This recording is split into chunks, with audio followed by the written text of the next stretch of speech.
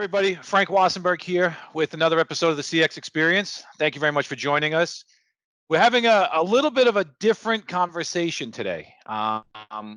In the past, what you've seen is we've had a lot of contact center professionals, contact center providers coming on and giving us their thoughts and feedback on the contact center. But a buddy of mine called in and was like, dude, you're missing the whole world, a whole world of the contact center, which is the technology side of the IT teams and what they're doing.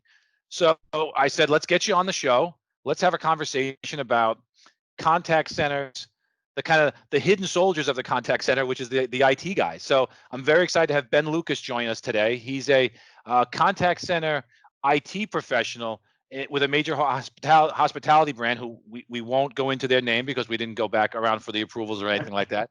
But Ben, man, listen, thanks for joining us. I'm very excited to have you on. Thanks for having me.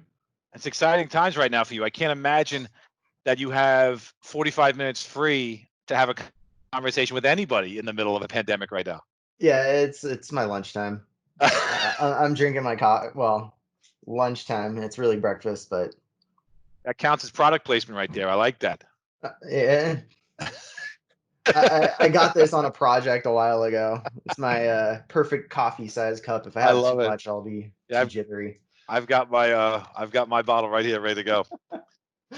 So, man, listen, outside of working at home and the craziness of just trying to function in today's environment for an IT guy, I'm excited for the conversation because it's going to go down a whole different rabbit hole of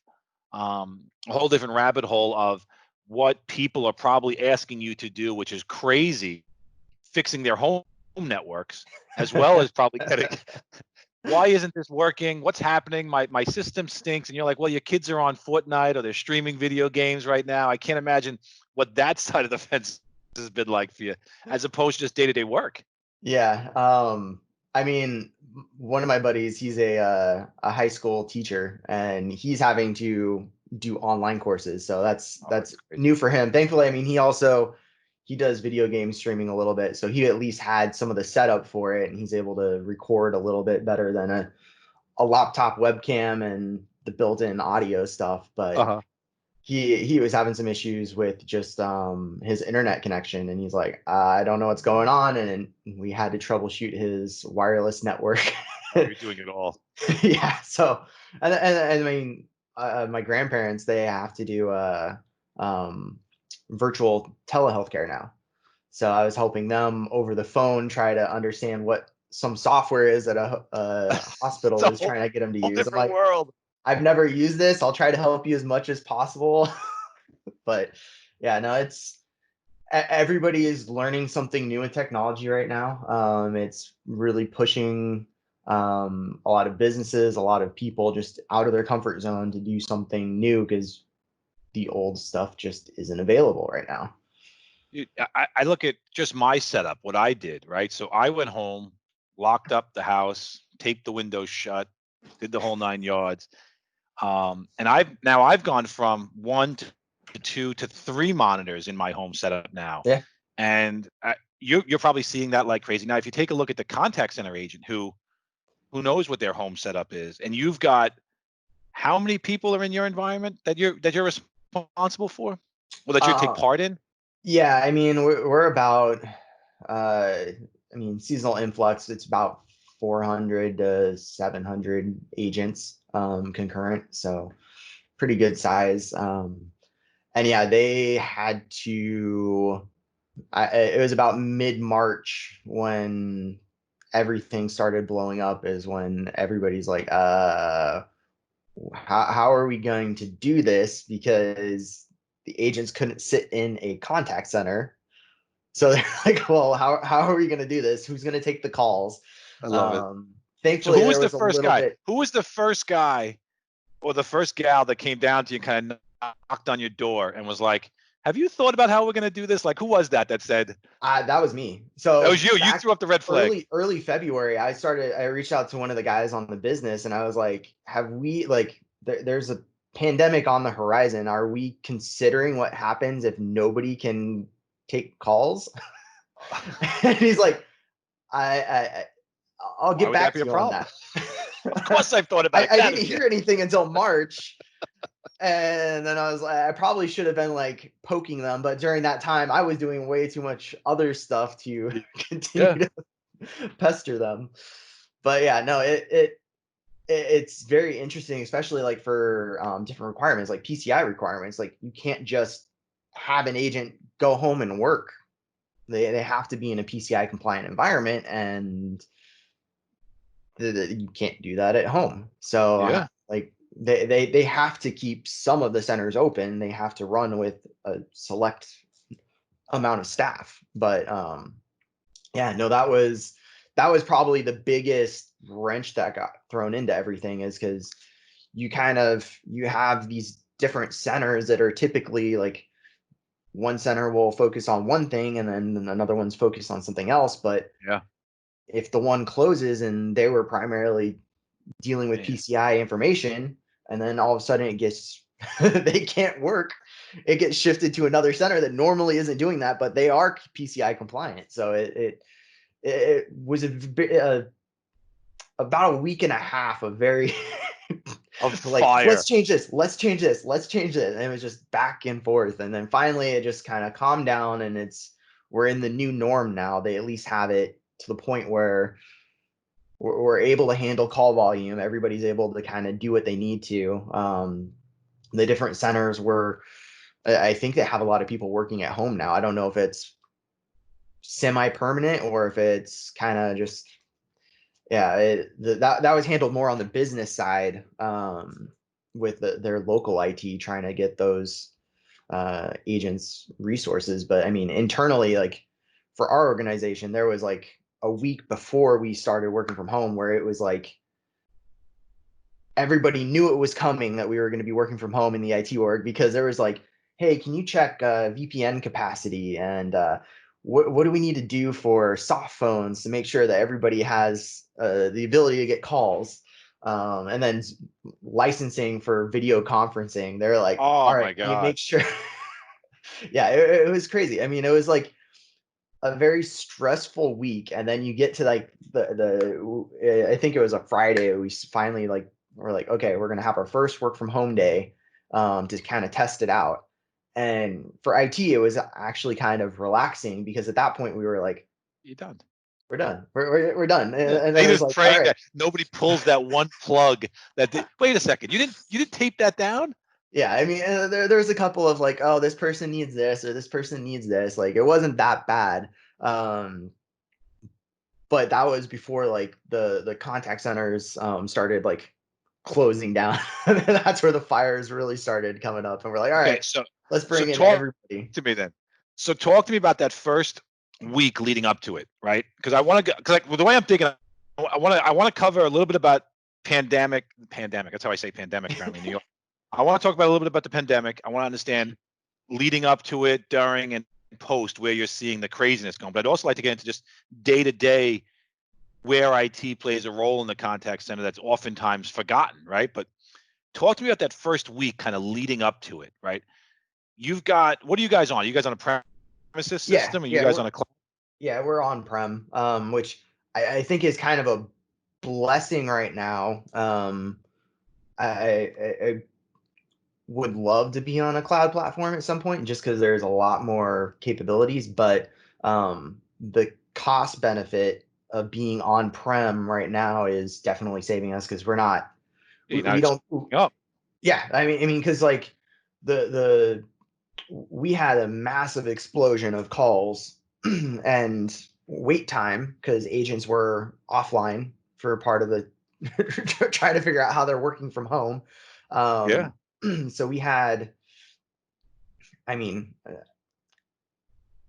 I don't know the percentage, but it was a significant percentage over what we were expecting for call volume for a short period of time, because people were trying to figure out what they're doing with their Plan. leisure. Yeah. Yeah. So had we been on a cloud-based system, that would have been an increased cost. Thankfully, I mean, we were sized to capacity, so we were able to take that influx of calls. Um, but then after, it just kind of tapered off, because now everybody is like, well, I'm stuck at home. I'm just gonna Staying wait home. till this blows over, and then we're gonna get that influx of calls again. It's gonna. Oh, um, that's gonna. once the floodgates open, people are going to Yeah. go crazy. They're going to have to get out of their house. Oh yeah. I know from myself, I'm like, as soon as this thing's over, I'm gonna go take a week somewhere, probably in California. Maybe, I mean, I'll probably go up to Sedona just because I like hiking. But yeah, Just to get out. I'm getting out of the house at some point after this because Oh my it's gosh. been too long. So now you've got, I mean, listen, I've got 4 kids at home, so my wife has been unbelievable in doing at home learning and stuff. I mean, not even because she's upstairs and she can hear me. So I can't imagine I can't imagine being in like a 1-room apartment for this long. At least I have like a backyard. I can go do something. Like being trapped in the house for this long would drive me bonkers. No Yeah. no amount of video games can survive this much time. Just it's impossible. Yeah. But so now you've got that first week. You said, all right, we're leading up to this. We've got everyone kind of structured and figured out, and they're home, and now they're there and they can work. But where did it? When I imagine that on a normal day, I used to call my IT guy 5 times a day when I worked at home and said, fix this, fix that. My video isn't working. This isn't working. He's like, well, you haven't updated the firmware in 4 years or something like that. Like, what were the first week of craziness like? Like everyone's set up and they're there. Post proof of concept. How Yeah. nuts was? From the contact side or the contact center side, it actually wasn't too crazy because the way that we have our system provisioned is we already were semi-mobile for the agent base. Mhm. You weren't tied to a physical desk phone. So we didn't have a whole lot from the hardware and the provisioning perspective from the contact center side. It was more of the reaction to the business requirements. Just how are we going to service these calls, or we're getting an influx of these type of calls where we normally wouldn't. How do we kind of handle these and protect some of the other lines of business that we have? From just a general IT perspective, because we're our team, it's all voice. It's not just contact center, but we handle video conferencing even. Yeah. There is a lot of how do we train everybody to use video conferencing 7 days or 5 days a week. Because I mean, before, yeah, you would have a occasional video conference, but it's usually one person working at home, and then you have a meeting room with everybody else. Yeah. Now it's you have 12 plus people sitting on your screen at one time, so it's getting used to that. There's the security aspects of it too, and because I mean now everybody is working from home. It's not just our organization and a couple other people. I mean, you have thousands of companies that are all working at home, so you had the increased security risk because now people are like, hey, let's war dial the Zoom conferences and try to figure out who's on what. So Zoom had to start stepping up and change their like default security. It wasn't just a user, because that's what we were having to do is like, okay, go into your settings and set this to require a pin. Don't just let everybody in. Use some type of a waiting room. So there's these default settings that weren't automatically set that you're having to instruct people. So that's what a lot of the first week was just really teaching people how to use the tools that were thankfully was already in our organization. I mean, there's other companies that I'm sure they weren't set up for it. So they were having to, all right, let's go get contracts with Yeah. video conferencing. Let's get some VPNs set up. Like they're having to react a lot more drastically than thankfully our organization was already Yeah, you guys somewhat prepped. set up. Yeah, You were kind of think about it, especially with the prem-based system. A lot of these things around security, the VPNs, you've already kind of been in that world before. And since your agent base, I'm assuming, was diversified in geographic yeah, regions, you were covered pretty much on that front. yeah. And now you've got everyone kind of stabilized. Are you seeing kind of a leveling out of requirements or demands into you guys for the contact center, or is there things that have been popping up because of demand for new features or new capabilities? Um, so I mean, we've always had. I mean, the issue is being well, I mean, everybody in the contact center system knows there's so many different things that can help the business, but there's a cost associated with them. So it's really, I mean, we've had to find that balance. I mean, based on our business model, it doesn't make sense to have some stuff. So there's definitely some things that the business is like, I wish we had this. But right now, I mean, we're not only are we facing a pandemic now, but there's also the economic repercussions that are popping up. So finding the money to actually enable some of these features, they're like, well, we can't do that right now. Now, purse Um, strings are locked. yeah. So and it'll be a while before they loosen. Um, but there's definitely the last, I'd say probably 3 weeks have been a lot more relaxed, because it's the new norm. So we're kind of settling in.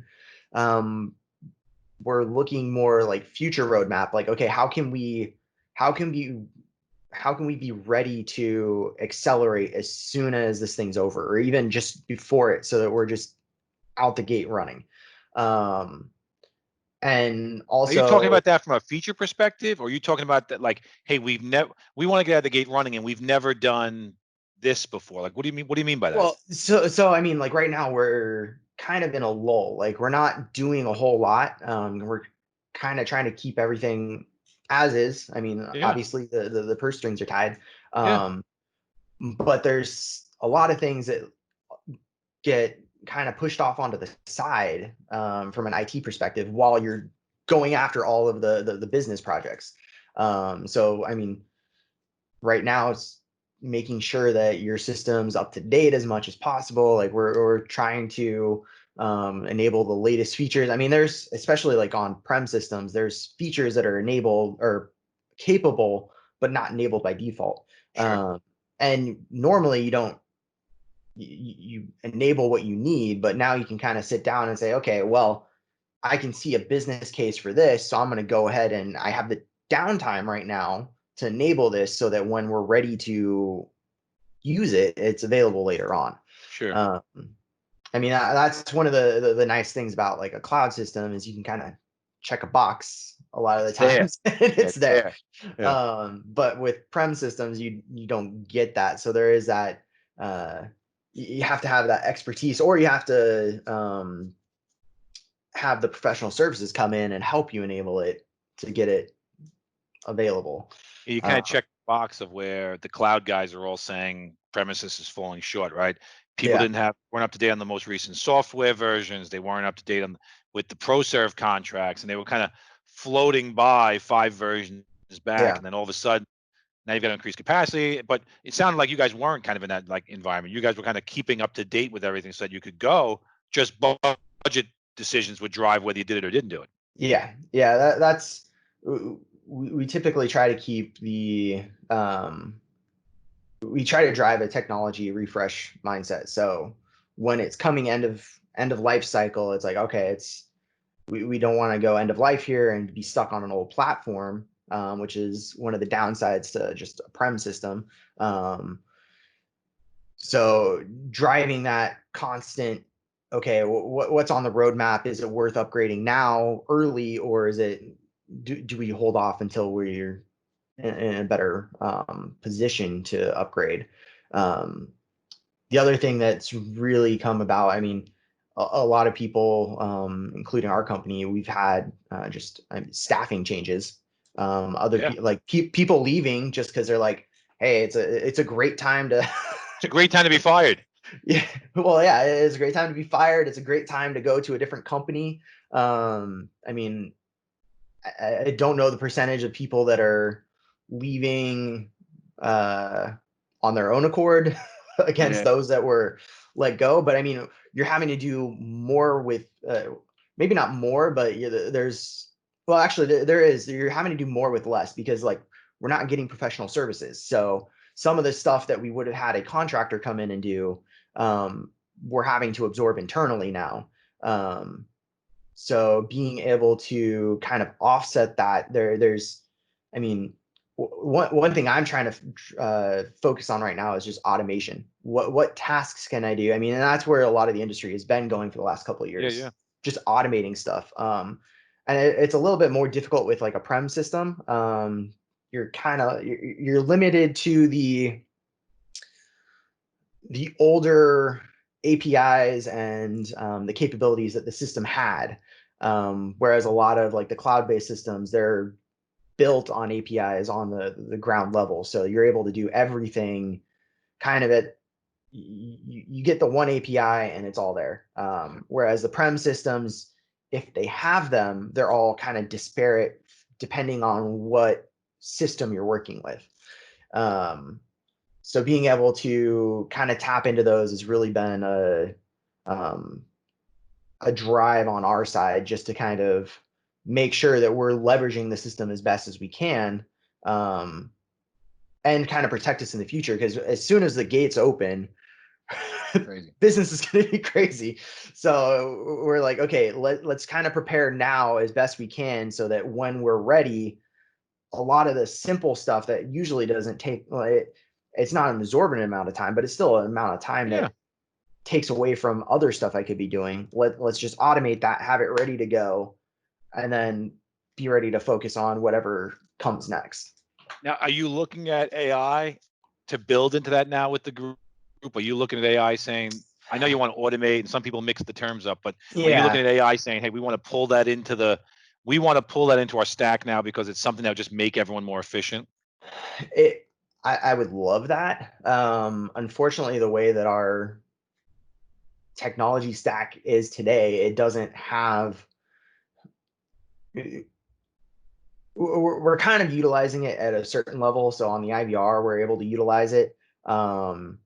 But being able to roll that down into like routing logic and stuff like that, that would be a new partner, just based on the capabilities from the premise-based system. Yeah, you got to pull in different people to do different things. What about QM? Are you guys involved in that from a QM perspective? Because in your world, QM has to be like one of the benchmarks that you're living in. Yeah. So I would love to have a different QM system, something that has some better analytics. I actually was just on a call yesterday with it was a presentation from Convergence One or Converge One. Converge One. Yeah, the nice partner. And it was more around the fraud side of the house. And that's one of the things that as an engineer I have like the hardest time with, is like, they're like, hey, we have this person calling in, it's a fraudulent caller, we need to block that caller. I'm like, well, if they're a fraudulent caller, they probably have the capabilities to just change their number. So we're not really stopping. Yeah, I'm like, it's not going to really stop them until we like max out our list of capabilities for blocking numbers. So I would love to be able to have some type of like voice biometrics security system that we can actually identify some of that fraud. And I actually reached out to business to just see like if they could estimate what kind of impact fraud has on our budgets. Because if we can get a business case for it, it would be worthwhile implementing. But yeah, we did. If it's not that bad, I had Rusty Jensen on the line from on the show a couple weeks ago from Nice in Contact, and you're talking about their Neva system and the voice biometric stuff. It's a really cool capability that they've launched, and it's neat. It's really cool. In just what you're talking about is one specific application where all of a sudden you don't even have to let them know, but you just hear it. It's that person. You can validate that's that person. You can get rid of the call. It's really powerful what Nice is doing on that front, at least. Yeah, and that's the tough part is with the contact center side. I mean, security is like I love security. So outside of work, now, man. Yeah, well, on your side of the fence, I mean, credit card, PCI, security. I mean, you're dealing with private information.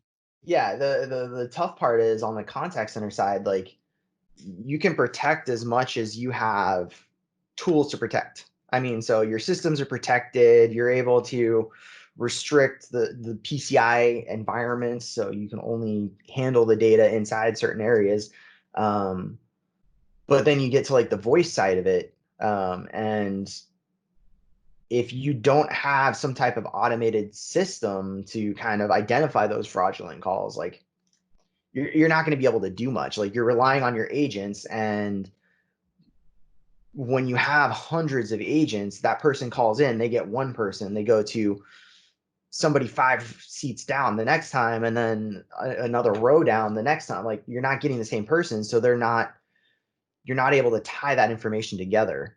So yeah, having some type of AI to kind of help parse that data is really going to be crucial.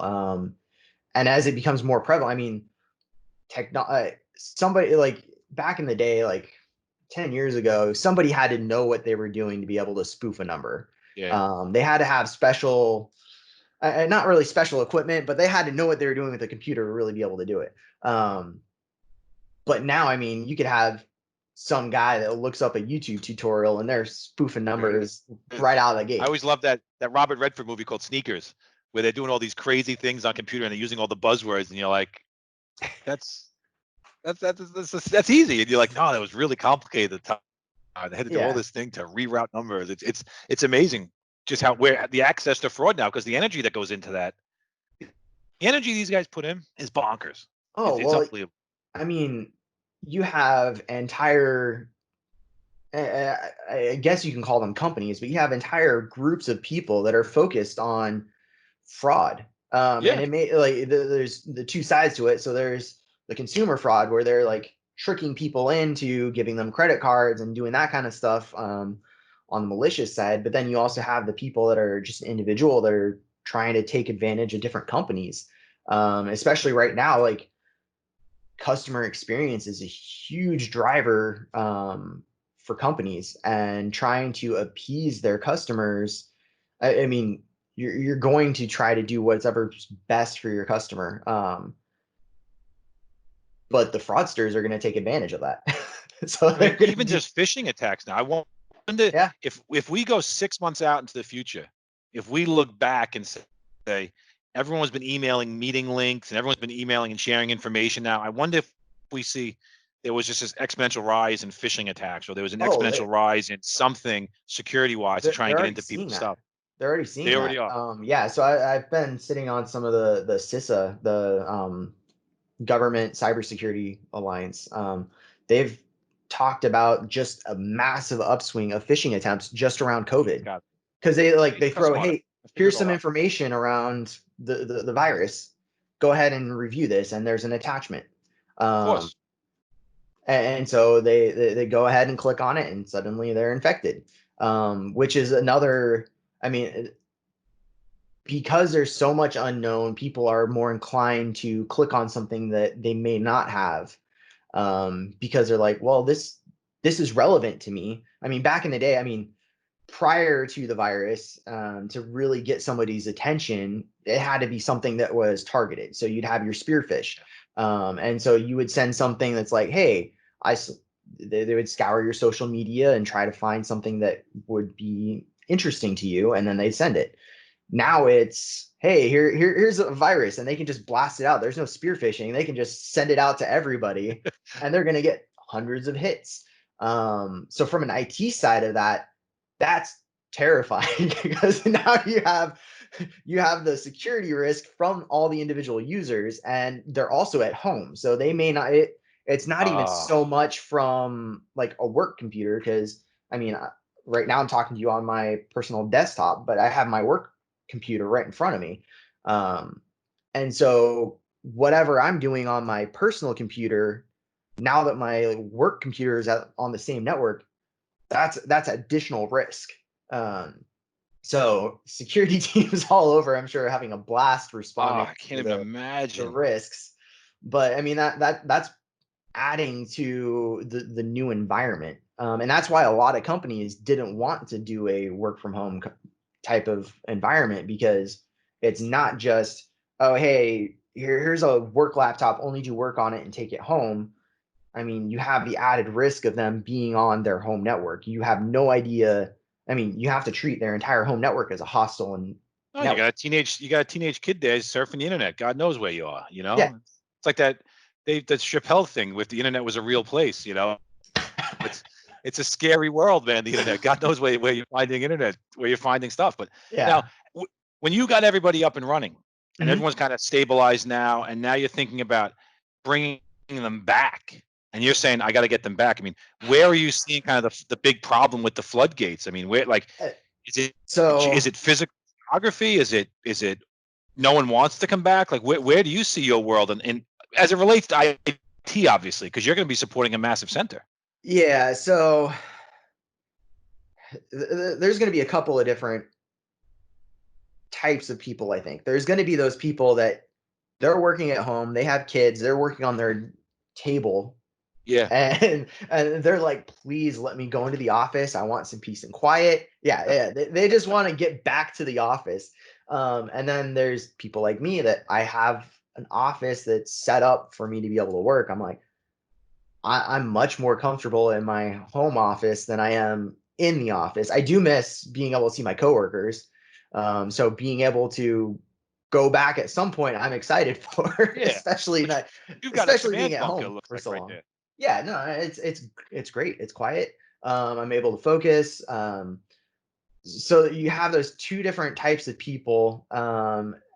And I mean, it's going to depend like on the industry, on the department. I mean, it's not even so much I'd say at a company level, it's really at a department level. Some departments, like, it's much more difficult for them to work at home Yeah. than it is for them to work in the office.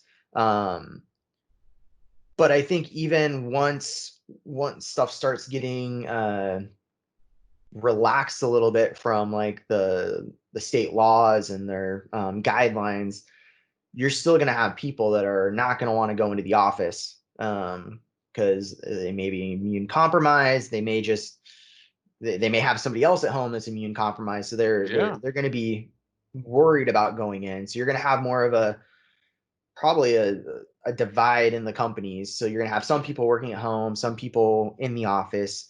Um, and I think where we're at right now from a technology perspective, if you already have the VPN set up and you have the video licensing, you're going to be in a good place from an IT perspective because you already have the capabilities for the person to be flexible. So it may be that they want to go into the office, but they can only go in the office a couple days a week, or Yeah. the company is going to kind of stagger people. So you'll have some people go in 1 day a week or 2 days a week. Um, I could see that kind of happening. Um, but from a technology side, I don't. There's not going to be much of a change. I know they're actually. Well, I say that they're actually there will be some changes, depending on how the company is laid out. Because I know some companies they have an open floor plan, where you don't have a assigned desk. You kind of just go in and work at a free cube.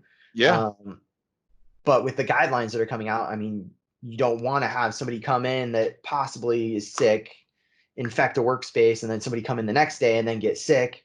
Um, so they're going to have to figure that out. I know for our company, they're talking about just taking phones off desks for that exact same reason. If somebody came in and was working at your desk and then they were using your phone, Oh, yeah. Bring your own headset, bring your own device to yeah, I mean, another soft level. phone. I mean, that's the thing. They're just going to say, you've been using a soft phone. Here's a soft phone. Like that's where it's going. We've already been talking about that as a collaboration team for the last 2 years. Is how do we go from? I mean, the phones don't change. I mean, you Mm. have the same type of phone that was with that platform 10 years ago is still available. I mean, there's small changes to it, but it doesn't change. So until that phone breaks, it just stays on the desk. Yeah. But we've been like, all right, do we need these phones? Like we can clear up. It's from an IT perspective, it's annoying because somebody changes desks. Okay, well, I need to go move that phone. It's not just, okay, go sit in your new cube, you're ready to go. You have to physically either physically or remotely migrate that device configuration or the device itself. Um, so yeah, Did you guys do laptops for everybody or personal? we already Like, had what them. was the preferred Yeah, choice? It was all no thin yeah, clients, no nothing. It was already everyone already yeah, had it. yeah. So for our agents, that would be a different story because they had either a thin client or a desktop of some sort. So that was the struggle of getting the agents kind of deployed. Is how do we migrate them? How Yeah. are we able to support this? Because they can't like you can't have a agent with a laptop that has PCI data on it. Um, Yeah. but for the majority of our organization, we already had laptops, so it wasn't um, that was a definite benefit of having an organization that was already more tech focused and being kind of uh, in line with a work from home mindset, because Yeah. you had the laptop, you could take it home, you work from home. I mean, we weren't a full work from home force, but it was at least partly. But you were Uh, mobile enough and disparate enough. It wasn't like all 600 people were sitting in one office down the block. They were yeah, all disparate enough that they could technically pick up their stuff and go someplace. yeah, and we were actually at the point where we were trying to size down on desks because we have so many like staff. It's like Yeah. we don't have enough space for everybody. So they're like, yeah, go ahead and work from home. There were some people that work from home 100% of the time, or they came in for a meeting on one day a week, something like that. Um, but yeah, it's gonna really depend on the company, because I mean the companies that were like, we have desktops and there's a spot for every single person, um, they may just have those people come right back into the office because that's the mindset of their management. It's what they know. But this Yeah, is, I was on a call a couple weeks ago with John Lynch at Sarah Nova, and always like to go back to this one because we kind of called this the world's largest case study for working at home, whether it's effective or not. This is yeah, the single largest case study for it. Like, because there's yeah, going to be, I mean, I've gone back to it once or twice now, because you're going to have productivity level with all this going on, and whether it's higher or lower, it's still going to be what it is. And yeah, when all these external factors go away, it's only going to get up. It's only going yeah, to look better. So it's and it's a that's really interesting case study for that. yeah, that's what I've noted. Like when I would go into the office, I would get in and I'd work. I would always take my lunch and make sure I had like an hour. Got to And eat then healthy, I man. would be like, all right, it's quitting time. And I would leave. Like, I was checking my watch for that time because I knew I had traffic. And then it's like, all right, Yeah, if I leave at this time, I can beat the traffic.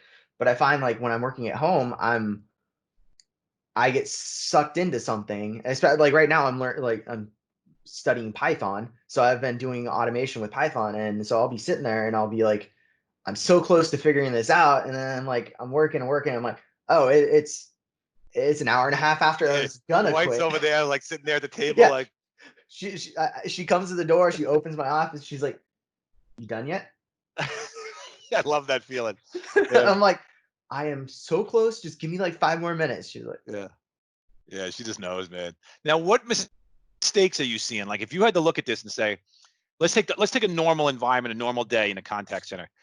Are you seeing the contact center manager engaging with IT enough? Are you seeing a collaboration where it's a team, or are you seeing sometimes where there's actually conflict there? But like, it's kind of two questions. One, where do you see mistakes in engaging IT, and then two, how do you see those two groups with the contact center pros and IT working better together?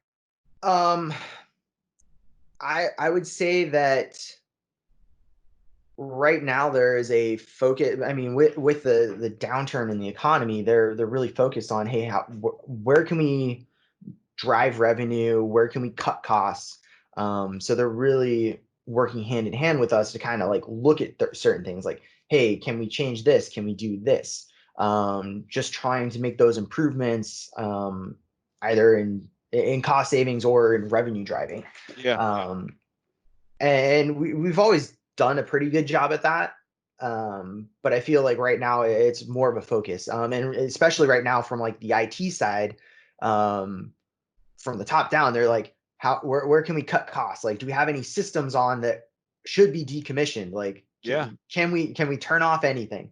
Um, I've seen a lot of that actually. I've seen yeah, clients have come to us and said, if we look at our systems, if we look at our stack of technology, we have duplicative services all over the place. yeah, Messaging apps. How many yeah, messaging apps do you really have in the system right now? There's all these different features where you can cut costs because they're duplicative. yeah, yeah. And that's the thing. Like normally, like you have a feature that's enabled on something that does something else, especially from like the collaboration side, like Cisco. I mean, you have voice, you got video conferencing. I mean, some of the stuff requires servers to be stood up, but you have that available. And then you have Microsoft Teams, and then you have Zoom, and then you have WebEx. Like, you have a plethora of Oh different my gosh. products. And And everybody has their favorite because it's the best. oh yeah, The and best. that's how it happened. I mean, Yeah. it always is. Somebody has a favorite, and it kind of gets pushed down. But yeah, like driving cost savings has been huge for right now. And from like the IT side, really driving the security of, I mean, nobody is in the office, so it really opens another attack front for the company. Yeah, it's just somebody physically with a hammer getting in there now. Yeah, I mean, somebody could literally break into the office. I mean, No one's been there for 6 weeks. we have alarms, and I don't think our office has other people in it, so they're gonna. Yeah, they're gonna If see somebody it. was like breaking in, they would notice it. Don't get any ideas, guys. But it really like it. It's a different attack vector that you normally wouldn't have to really think about. I mean, at night, yeah, there's less people in the office, Yeah, but but you that's typically everywhere. have That's some. Yeah. So What about scope creep? Like when people come back, I mean, like I love that. I love that you're already laughing because we see that a lot where false starts happen and scope creep happens because Mhm. everyone kind of gets their eyes wide open about all this stuff. Yeah. How is IT getting involved to kind of say, okay, not that I want to be the wet blanket, but I want to talk to you about really you're going to look bad if you try to do it too fast. Yeah, I mean, a lot of the times, so it comes in two directions, really, is what the way I see it. We rarely ever get brought in at the right time from an IT perspective. Yeah. By the It's way, we're either, doing yeah, it's either super late, like, oh, hey, by the way, we're rolling this out next week. Can you help us? And we're like, we need some servers. You're gonna have to push that back. yeah. Or it's, oh, we're starting on this project. We need to bring you in right now. And then it's, oh, we're in the initial just discovery phase, and we don't even know if we have a budget to look at this product. Yeah. Um, Thankfully, it seems like the business has. I mean, we're not doing a whole lot of projects like that right now, because Yeah. we're not looking to purchase Smart. anything. But when it comes back, it's going to be, by the way, I sat on this demo, I sat on this webinar, I sat Yep. on this thing. I want the bright shiny toy. Let's bring it in, and you're going to be bombarded. Yeah, and I think that that's gonna be interesting. It's really gonna depend on how well the economy recovers. Because I mean, if it snaps right back and we're right back to it, then you're gonna have those. Hey, I saw this new feature. We really need this. It's gonna help us drive revenue. All right, let's rush to get that in place. Um, or there's gonna be that other thing where it's like we really could use this, but we're gonna be apprehensive because we don't know how the economy, like, when we're going to have budget for it. Yeah. Um, so it's going to be, I mean, it's really on the tough part is driving that conversation from the business to the IT properly. Because sometimes it's happening at one level.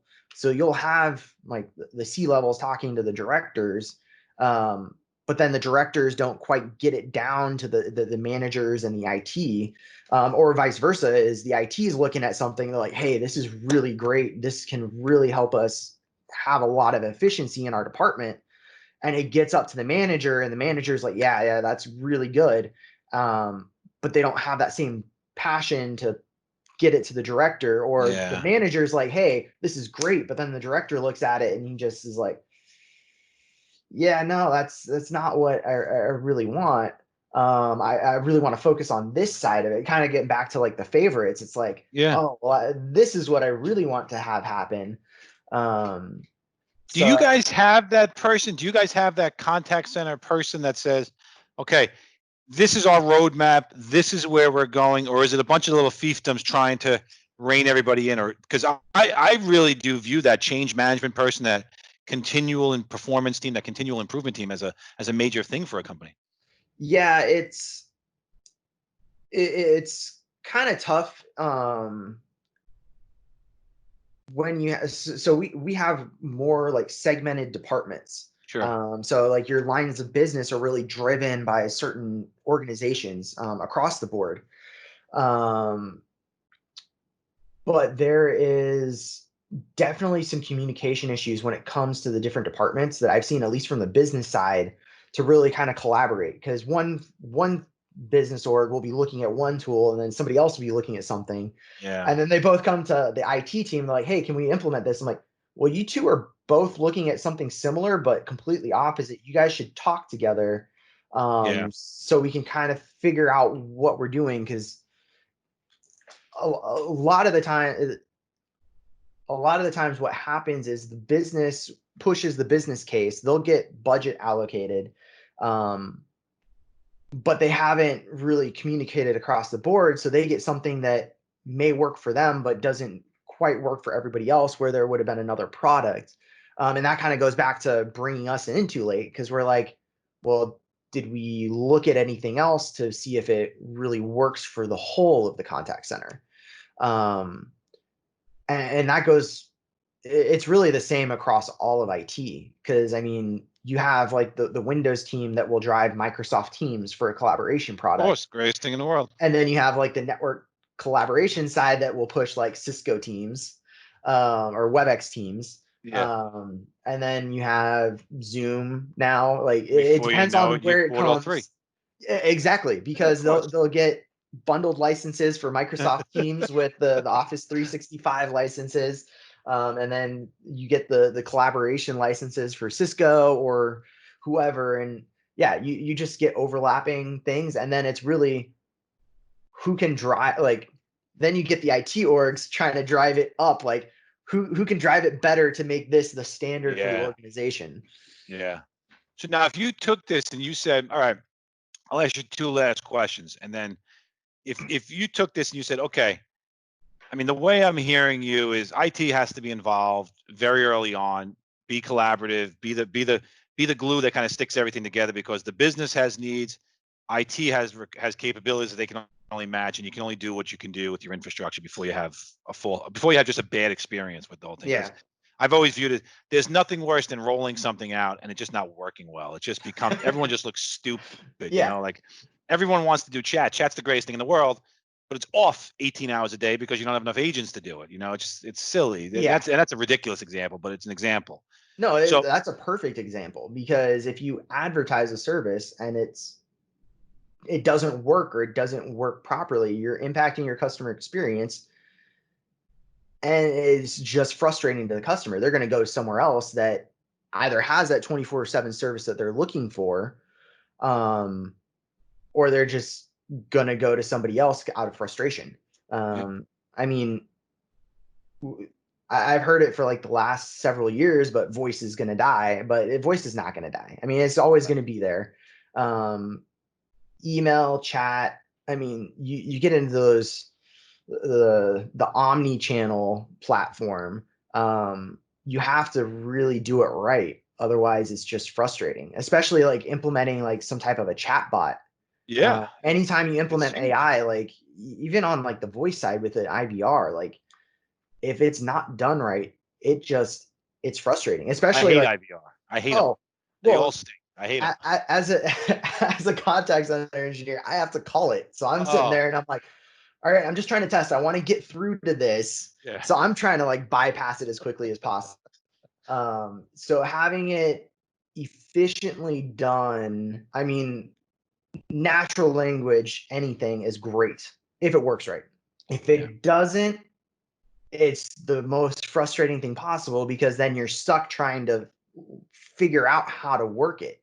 yeah. But that It's natural, almost like so a that new natural, and this is interface. again, so you were clearly on a nice in contact demo, right? So like that natural language processing stuff is cool, but if it's just helping you get to an agent, that's fine. Everyone can do that. But if it's getting you to that agent with intelligence about your open case, about where you are with a Yeah, stat, about where you are with a problem, about where you are with your late fees or whatever the case may be, it's helping you get to that agent, that letting that agent get you off the phone faster, or letting that agent be more effective when they get you. yeah, That's valuable. That's huge. yeah. Well, and it also is, um, you're able to do some of the automation that we were talking about earlier, like in the IVR, so they don't have to talk to the agent.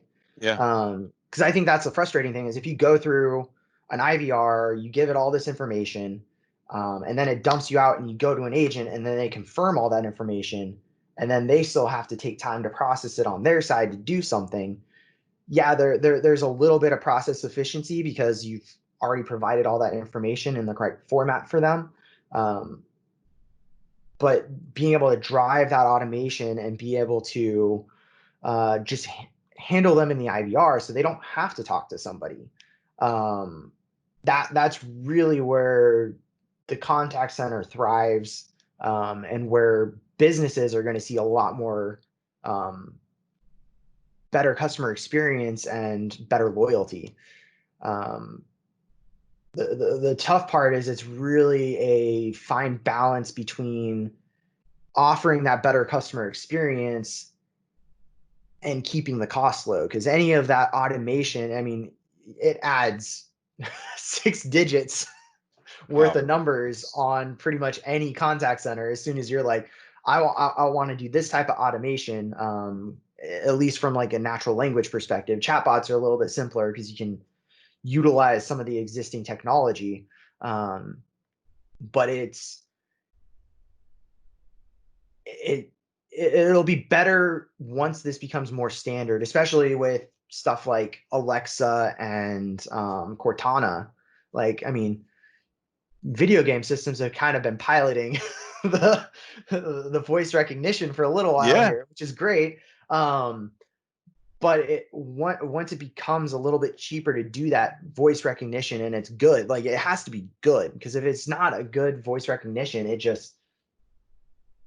sucks. It's yeah. frustrating, and you don't want to use it as a customer. So as soon as it's there, that's really going to be um, that's where you're going to be able to start removing some of the agent count that you have to have, because you're going to be able to process the simple things in the IVR or Yeah. on an Yeah. email thread with a bot.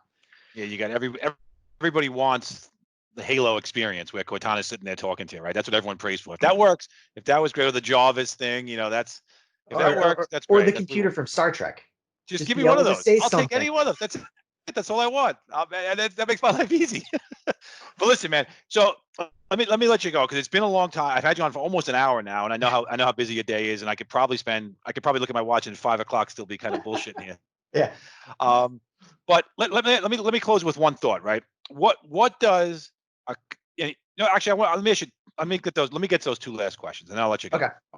At the end of this, when you look back, are you standing by the fact that you were happy that you had a prem-based system now because it afforded you certain capabilities, or do you think you would have had a different experience? Because that's the major argument in my industry right now, and I'm always curious because I get mixed reactions from people based on how quick they had to react and what people want you to hear.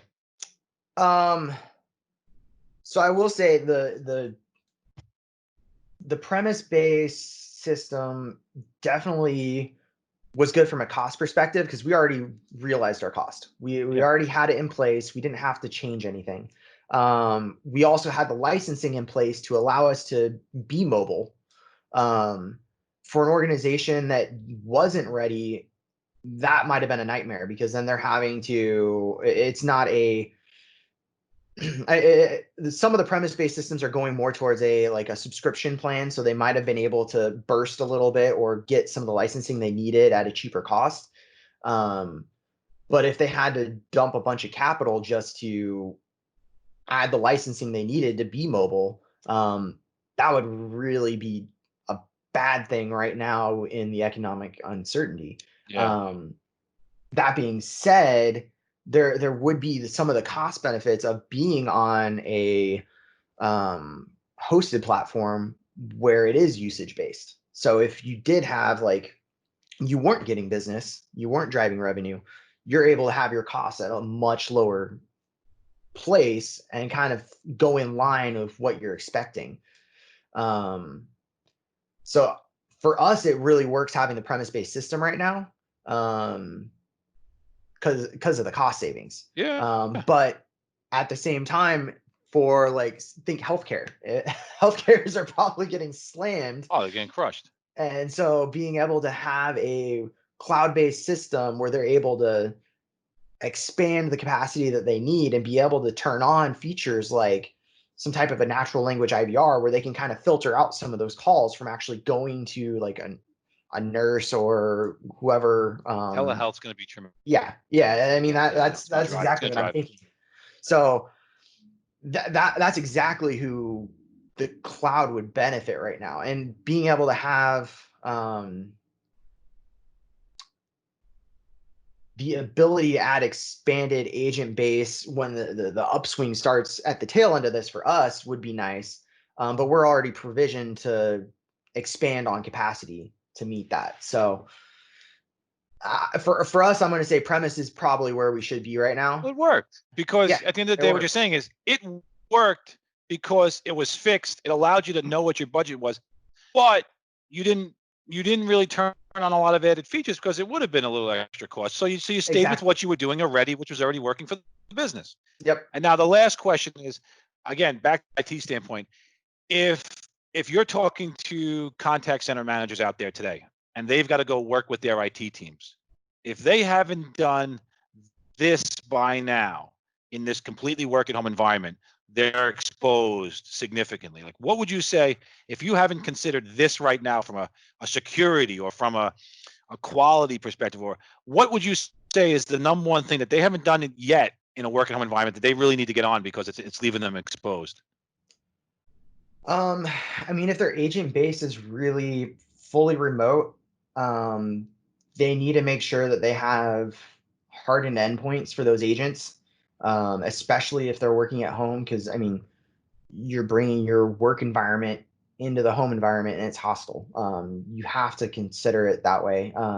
I would hope at this point most people have at least that basic of security. You'd be surprised, man. You'd be surprised. And that's why I say it. Like if they haven't covered that, that's like the bare minimum. That's baseline. That's table stakes. And it's not even so much anymore having your standard antivirus installed, but you need to have some type of intelligent threat detection. I mean, there's numbers and numbers of products out there, but it's more based on having something that's it's analyzing the behavior of something for a malicious type of behavior more than just, hey, this file specifically it matches this definition, so this is malicious. That's going to be huge. Fraud, I mean, it really depends on what industry you're in. Like right now, like if you're slower, fraud may not be that big of a deal because you're able to identify it a lot easier. Analytics, that I think to me that's the biggest thing for a contact center is having good analytics, because you're able to identify issues, identify areas where you can improve and drive revenue so much easier. And without it, it's just you're flying blind. And that kind of goes back to that whole endpoint protection, being able to identify stuff. You have to have visibility in IT, and that's really where a lot of companies have issues because there are so many disparate products. Like being able to monitor and see what's going on from a technology perspective and just from a data perspective. I mean, that's what I mean. Look at Facebook and LinkedIn, like all the big data companies, like that's what they're just making money off of, is they're able to take data from different areas and combine it and market it. And even Zuckerberg had the little tab over his cameras for security too, man. Yeah, I mean that's it. Like you don't want to give free data to people. You don't want to have that data, but at the same time, you want to have the data that your company needs to be able to function. I agree. So, I mean that's really what IT is all about. It's ones and zeros when it comes down to it. Ones and zeros at the end of the day. Make sure they're going to the right place at the right time. Well, listen, Ben, I got to tell you, man, thank you very much. I'm happy that your wife hasn't had to knock on the door yet and say you're only going to be a half hour and you've gone long yet. So that's great, man. Well, listen, thank you very much. Hang out for a second. But listen, man, I appreciate it. Talk to you in a bit. Yep.